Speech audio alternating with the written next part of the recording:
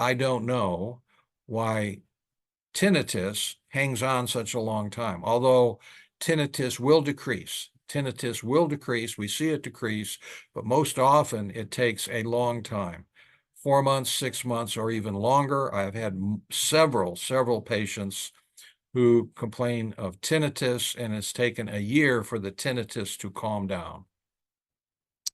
And I probably have more than a handful, somewhere between one handful and two handfuls of patients who presented to me with their only symptom of Meniere's disease, especially tinnitus. I have a handful that their only symptom was tinnitus. And in every one of those cases, with using a device that unloads the joint, makes the inflammation in the temporomandibular joint diminish over a period of time, when the only symptom the patient complains about is tinnitus, that tinnitus will diminish and go away.